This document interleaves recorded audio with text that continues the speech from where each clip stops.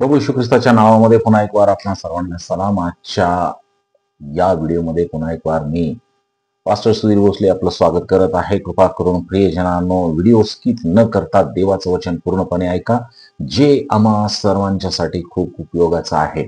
आणि म्हणून आजच्या मननचिंतनासाठी मी जे वचन निवडलेलं आहे ते वचन आहे उत्पत्तीचं पुस्तक 10वा अध्याय आणि 9वं वचन. आम्ही पाहतो की आम्ही पहिल्यापासून जो बायबलचा इतिहास आहे तो जाणून घेण्याचा प्रयत्न करत आहोत, अभ्यास करत आहोत आणि आपण 10व्या अध्यायापर्यंत पोहोचलेलो आहोत.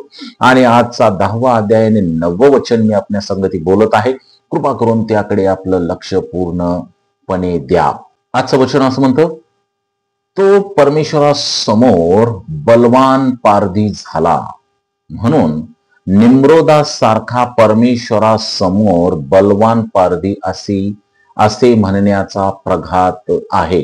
किती सुंदर असं हे वचन आहे बायबल मधलं. निम्रोद या कॅरेक्टर बद्दल खूप कमी प्रमाणात शिकवलं जातं किंवा सांगितलं जातं. आणि तो एक नेता आहे, तो एक त्या ठिकाणच्या सर्व त्याचे जो ट्राईब आहे, त्याचे जे लोक आहेत, त्यांचा हा नेता आहे. आणि प्रियजनानो, निम्रोदाबद्दल आपल्याला पाहायला मिळतं की त्याच्या नावावरून म्हण पडलेली आहे. म्हण, आणि ती म्हण काय आहे की परमेश्वरासमोर बलवान पारधी, परमेश्वरासमोर, देवाच्या समोर बलवान पारधी असं त्याचं नाव किंवा अशी त्याची ख्याती झालेली आपल्याला पाहायला मिळतं. प्रियजनांनो, देवाने मानवासाठी आदर्श घर म्हणून एदेन बागेची निर्मिती केली होती हे आपल्याला माहित आहे. पण पापाने त्यांच्या जीवनामध्ये प्रवेश केल्यानंतर देवाकडे किमान त्यावेळेस तरी, ज्यावेळेस त्यांनी पाप केलं त्यावेळेस तरी मानवाला त्या पवित्र बागेपासून आणि त्या बागेमध्ये असणाऱ्या जीवनाच्या झाडापासून वेगळं केल्याशिवाय दुसरा पर्याय नव्हता. त्या पापामुळं आदाम आणि हव्वेला परमेश्वर आता त्या बागेतून वेगळं करणार होता. त्या बागेमध्ये त्यांना तो ठेवणार नव्हता. त्या बागेतून म्हणून त्यानं त्या पापानंतर त्या आदाम आणि हव्वेला म्हणजे आपल्या आद्य माता पित्यांना बागेच्या बाहेर हाकलून दिला असं आपल्याला बायबल सांगतं. आता बागेबाहेर मानवांना म्हणजे आपल्या आद्य माता पितांना त्यांच्या स्वतःच्या अस्तित्वासाठी कठोर परिश्रम करावे लागणार होते. कारण की अगोदर बागेमध्ये असताना ते परिश्रम करत नव्हते, परंतु आता बागेतून बाहेर आल्यानंतर त्यांना कठोर परिश्रमांना सामोरं जावं लागणार होतं. जीवन जगण्यासाठी जीवन अधिक कठीण झालेलं होतं आणि आपल्याला दुःखाने कपाळावरती येणाऱ्या घामाने जगावे लागणार आहे हे त्यांना आता माहीत झालेलं होतं. आणि आपण ही उत्पत्ती 3रा अध्याय आणि 16 ते 19 वचनामध्ये आपण पाहतो. आपल्या पहिल्या पालकांना म्हणजेच आदाम आणि हव्वेला विश्वास होता. आता त्यांना बाहेर हाकललेला आहे. बघा, सिच्युएशन समजून घ्या. आता त्यांना बाहेर हाकललेला आहे, परंतु त्यांचा विश्वास होता की परमेश्वर जो योग्य असा किंग किंवा राजा आहे तो त्या बागेत त्यांना परत जाण्यासाठी मार्ग प्रदान करेल. कदाचित आम्हाला त्या बागेत परत सोडेल. म्हणजे बाग तिथं होती आणि बागेमध्ये परत जाण्यासाठी आदाम आणि हव्वेला आणि त्यांच्या नंतर त्यांच्या पिढ्यांना वाटत होतं की कदाचित हा परमेश्वर जो आहे तो आम्हाला बागेत प्रवेश करण्यासाठी काहीतरी मार्ग प्रदान करेल. आणि म्हणून त्यांनी अगदी सुरुवातीपासूनच देवाने पतित जगाला दिलेल्या मुक्ततेच्या विश्वासू अपेक्षेने एदेनेच्या वेशीवर दररोज अर्पण करण्यास सुरुवात केली. किती महत्वाची बाब आहे. जरी त्यांना हाकल होतं, परंतु त्यांना अपेक्षा होती की ते परत परमेश्वर आम्हाला एदेन बागेमध्ये आणून ठेवेल. म्हणून ते दररोज आपले अर्पण एदेन बागेच्या गेटवर किंवा त्या ठिकाणी एदेन बागेच्या जवळ ते ठेवत होते. प्रियजनानं, ही बाब आम्ही विसरता उपयोगाचं नाही. ही खूप नवीन स्टडी आहे. कृपा करून याला स्किप करू नका. आपण निम्रोदाबद्दल शिकत आहोत आणि निम्रोद हा बाबेलोनचा जो शासक आहे तो शासक होता.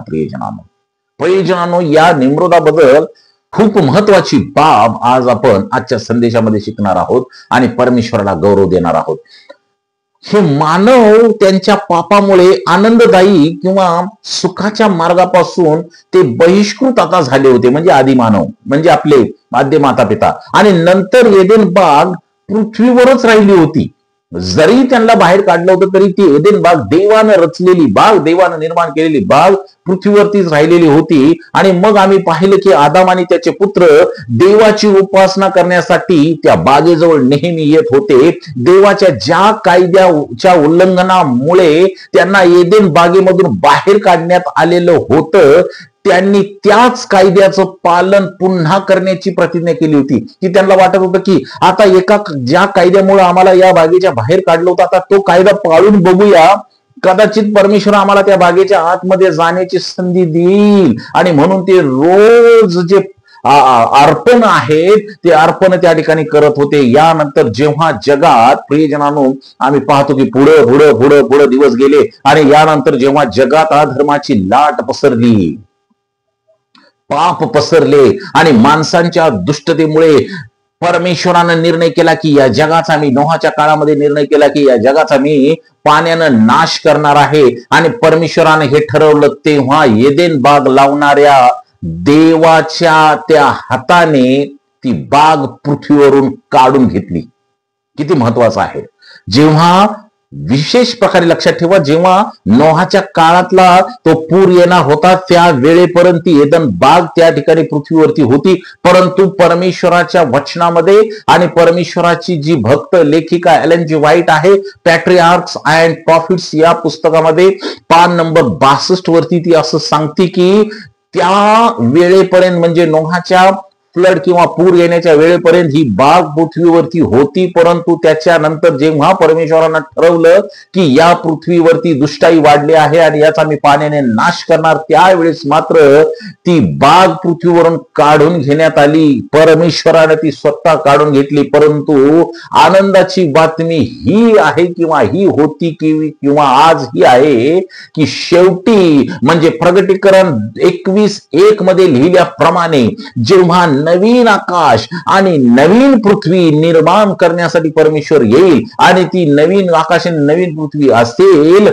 तेव्हा ती सुरुवात जी बाग, एदेन बाग आहे, ती सुरुवातीपेक्षा, म्हणजे ज्यावेळेस परमेश्वरानं तयार केली होती ना, आदाम आणि हवेला दिली होती, त्या वेळेपेक्षा अधिक वैभवशालीपणे सजवलेली असेल आणि सजवलेली जाईल असं एलन जी व्हाईट म्हणतात.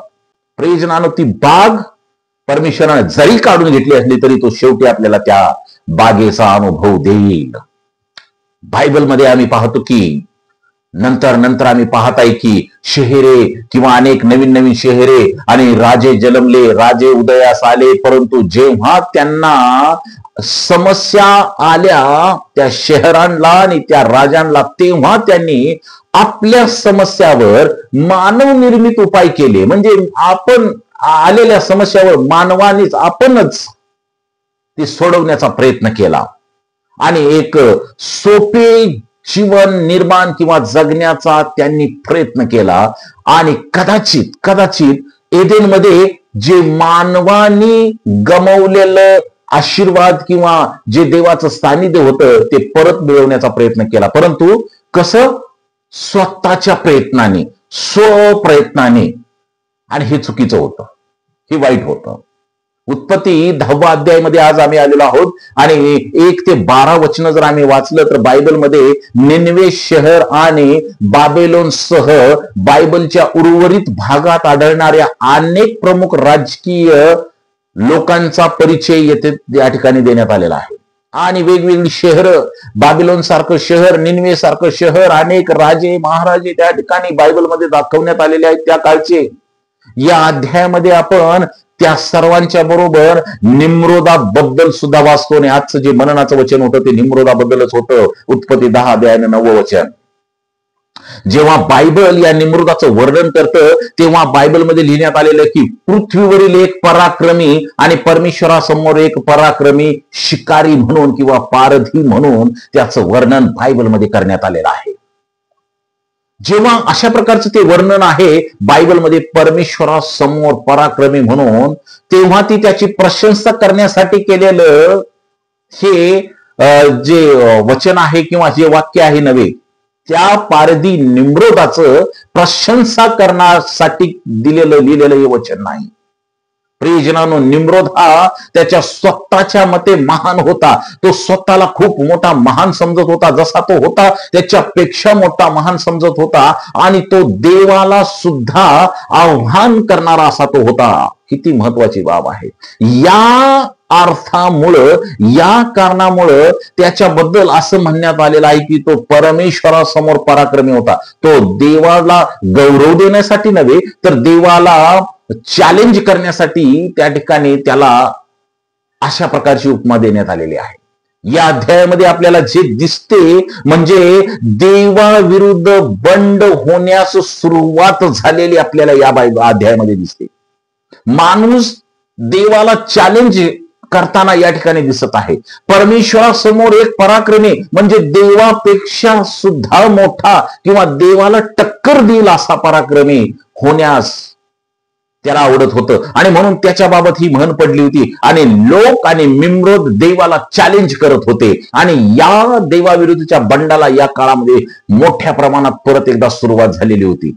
एक असं बंड जे शेवटी म्हणजे प्रगटीकरणामध्ये दिल्याप्रमाणे शेवटी ज्यावेळेस देवाचं राज्य येईल ते राज्य येऊपर्यंत हे जे मानवानं केलेलं बंड आहे ते कायमचं नष्ट कधीच होणार नाही. ते नेहमी अस्तित्वात असेल. देवाविरुद्धचं बंड जगामध्ये नेहमी असेल. जसं निम्रोद या ठिकाणी करत होता. परमेश्वरासमोर एक पराक्रमी पारधी.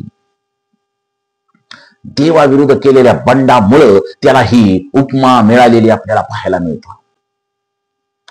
उत्पत्ती 10:9 मध्ये निम्रोदाचे वर्णन परमेश्वरासमोर पराक्रमी शिकारी किंवा पारधी असे करण्यात आलेले आहे.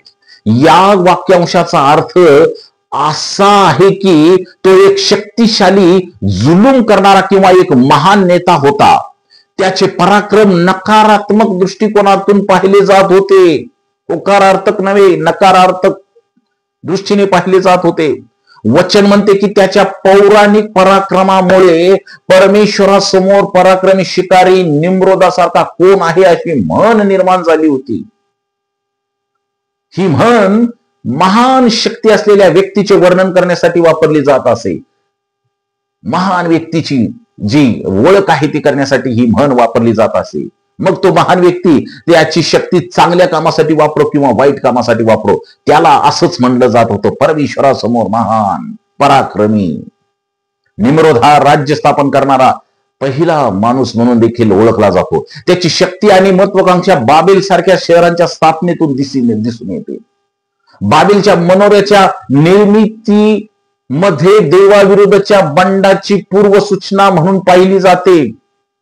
बाबेलची जे बुरुज बांधण्यात आला होता त्याची जी बांधणी आहे त्याच्यामध्ये देवाविरुद्धचं बंड होतं हे आम्ही विसरता कामा नये. परमेश्वरासमोर या वाक्याचा नकारात्मक असा अर्थ आहे. निम्रोदाने त्याची शक्ती आणि शिकार कौशल्य त्याच्या स्वतःच्या फायद्यासाठी आणि देवाच्या इच्छेविरुद्ध वागण्यासाठी वापरलेली होती. अशा प्रकारचा हा नेता होता. अशा प्रकारचा हा नेता होता.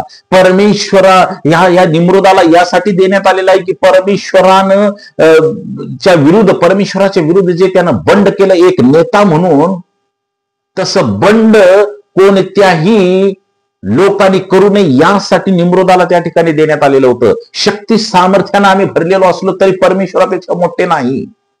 आमच्याकडे खूप मोठं शिकार कौशल्य असेल, आमच्याकडे खूप मोठं ताकद असेल, आमच्याकडे खूप मोठा फौजफाटा असेल, आमच्याकडे खूप मोठे धन दौलत पैसा असेल, त्याचा अर्थ असा होत नाही की आम्ही परमेश्वराविरुद्ध बंड करावं. निम्रोदाने हे बंड केलं. तो नेता या नात्यानं देवा संगती चालण्याच्या ऐवजी देवाच्या विरुद्ध बंड करणारा असा उभा राहिला. म्हणून निम्रोदाचा उल्लेख बायबलमध्ये आहे. खरे नेतृत्व केवळ शक्ती आणि सामर्थ्याने नाही तर देवाकडून येत असतं, पवित्र आत्म्याकडून येत असतं, देवाच्या मार्गदर्शनाने येत असतं. निम्रोदाचे नेतृत्व देवाविरुद्धची अवज्ञा होती, देवाविरुद्धचं बंड होतं. प्रियजनानो, अशा प्रकारचा हा तो निम्रोद नेता होता. परंतु प्रियजनानो, येशू ख्रिस्तामध्ये आढळणारे नेतृत्व कधीच देवाविरुद्ध गेले नाही. पवित्र आत्मा जो त्याच्यावरती आलेला होता त्या पवित्र आत्म्याद्वारे आणि देवाच्या आज्ञेद्वारे तो परमेश्वर प्रभू येशू ख्रिस्त देवाच्याच फक्त इच्छेप्रमाणे चालण्यासाठी आपले पाऊल उचलत होता. त्यानं कधीही देवाच्या विरुद्ध बंड केलं नाही, देवाची अवज्ञा केली नाही. निम्रोद एक नेता आहे आणि येशू ख्रिस्त एक नेता आहे. किती फरक आहे निम्रोदामध्ये आणि येशू ख्रिस्तामध्ये. निम्रोद आहे तो देवाच्या विरुद्ध बंड करणारा आणि येशू ख्रिस्त प्राण जाऊपर्यंत देवाच्या इच्छेप्रमाणे करणारा नेता. येशू ख्रिस्ताने कधीही देवाविरुद्ध बंड केलं नाही.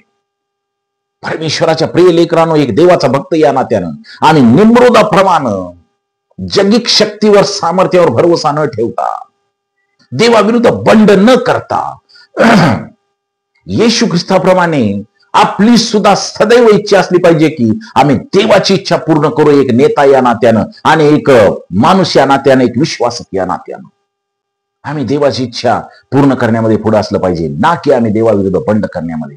आमची शक्ती आणि सामर्थ्य देवाविरुद्ध बंड करण्यासाठी नाही, तर देवासंगती चालण्यासाठी आहे.